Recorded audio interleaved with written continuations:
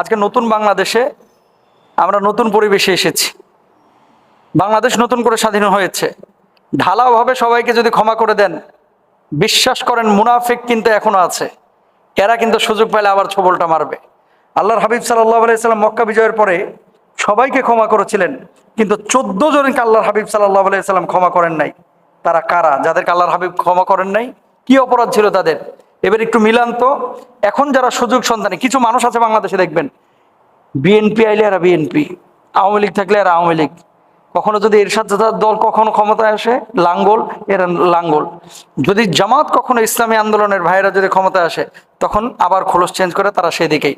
মানে যখন যে যেভাবে আছে সে সেভাবে নিজের খোলসটাকে পরিবর্তন করে। এরা সমাজের জন্য ভাই ক্যান্সারের মতো ভাইরাস তৈরি করে। এরা সমাজের ক্যান্সার। যাদেরকে আল্লাহর হাবিব সাল্লাল্লাহু আলাইহি ওয়াসাল্লাম মক্কা বিজয়ের পরে ক্ষমা করেন নাই, সেই 14 জন কারা? দেখেন, 1 নম্বর আব্দুল্লাহ ইবনে খাতাল, অপরাধ পরে বলতেছে কি ছিল। 2 নম্বর ফারতানা, 3 নম্বর কারিনা, এরা দুজন ছিল আব্দুল্লাহ ইবনে খাতালের বাদী। 4 নম্বর সারাহ, 5 নম্বর হুয়াইরিস ইবনে নুকাইদ, 6 নম্বর মিকিয়াস ইবনে সুবাবা, 7 নম্বর আব্দুল্লাহ ইবনে সাদ ইবনে আবি সারাহ, 8 নম্বর ইকরামা ইবনে আবি জাহাল, 9 নম্বর হাব্বার ইবনে আসওয়াদ, 10 নম্বর কাব ইবনে জুহাইর, 11 নম্বর ওয়াহশি ইবনে হারব, 12 নম্বর হারিস ইবনে তুলাতিল, 13 নম্বর আব্দুল্লাহ ইবনে জিবারা, 14 নম্বর হুবাইরা ইবনে আবি ওয়াহাব, 15 নম্বর হিন্দা বিনত উতবা। কেউ বলছেন 14 জন, কেউ বলছেন 15 জন।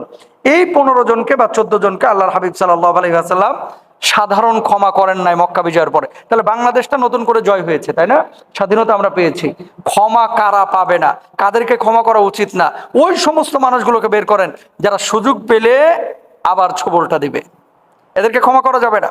এরা দেশের দুশ্মন, এরা সমাজের দুশ্মন, এরা জাতির দুশ্মন। হ্যাঁ, তওবা করে যদি ফিরে আসে এবং সে যদি নিজেকে প্রমাণ করতে পারে যে আমি ভালো হয়ে গেছি, তাহলে সেটা ভিন্ন কথা, আল্লাহ মাফ করলে। এখন আল্লাহ কারে মাফ করবে এটা তো আমি জানি না, আপনিও জানেন না। কিন্তু যেগুলো প্রকাশ্য মুনাফিকি করেছে এদের ক্ষমা করা উচিত না। আল্লাহর হাবিব সাল্লাল্লাহু আলাইহি ওয়াসাল্লাম মক্কা বিজয়ের পরে যাদেরকে মাফ করেন নাই, দেখেন আব্দুল্লাহ ইবনে খাতাল 1 নম্বরে ছিল সে। এর অপরাধটা কি ছিল? হিন্দুকে আল্লাহ কি বলে, অমুসলিমকে আল্লাহ রাসূল মাফ করে দিয়েছে, জানেন? কাফেরদেরকে মাফ করে দিয়েছে। এমন কিছু জালেমকে আল্লাহ রাসূল মাফ করেন নাই যারা মুসলিম ছিল, আল্লাহর হাবিবের সাথে চলেছে মদিনায় এবং নবীজি সাল্লাল্লাহু আলাইহি ওয়াসাল্লাম সাহাবীদের সাথে চলাফেরা করেছে। আবার এই মক্কায় ফিরে এসে এরা অমুসলিমদের সাথে মিলে মুসলমানদের বিপক্ষে ষড়যন্ত্র করেছে। তার মানে কি? এরা ছিল মুরতাদ। আব্দুল্লাহ ইবনে খাতাল, তার অপরাধ কি ছিল? ইসলাম গ্রহণকারীদের একজন, রাসূল সাল্লাল্লাহু আলাইহি ওয়াসাল্লাম তাকে সাদকা আদায়ের জন্য পাঠালে সহকর্মীকে সে হত্যা করে, মক্কায় পালিয়ে যায় এবং ইসলাম ত্যাগ করে। সাইদ ইবনে হুরাইস মাখজুমি এবং আবু জাররা আসলামী রাদিয়াল্লাহু তাআলা আনহুমা তাকে হত্যা করেন। 2 নম্বর হুরাইস ইবনে নুকাইস, তার অপরাধ ছিল সে রাসূল সাল্লাল্লাহু আলাইহি ওয়াসাল্লাম 2 মেয়েকে শারীরিকভাবে লাঞ্ছিত করেন এবং আঘাত করেছিলেন। আলী রাদিয়াল্লাহু তাআলা আনহু তাকে হত্যা করেন। হুবাবা ইবনে মুকিস, সে একজন আনসারী সাহাবীকে হত্যা করে এবং ইসলাম ত্যাগ করে মক্কায় পালিয়ে যায়। নামিলা বিন আব্দুল্লাহ রাদিয়াল্লাহু তাআলা আনহু তাকে হত্যা করেন। সাদ ইবনে আব্দুল্লাহ প্রথমে ইসলাম গ্রহণ করেছিল, কিন্তু পরবর্তী সময়ে মুরতাদ হয়ে মক্কার কাফেরদের সাথে যোগ দেয়। খেয়াল করেন, এগুলো প্রত্যেকটা কিন্তু মুনাফিক। প্রত্যেকটা কি?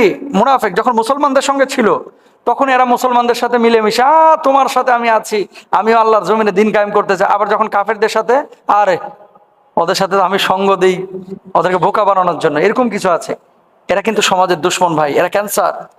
এরা সমাজটাকে দূষিত করে, এরা রাষ্ট্রকে দূষিত করে, এরা মানুষের মনুষ্যত্ববোধকে দূষিত করে।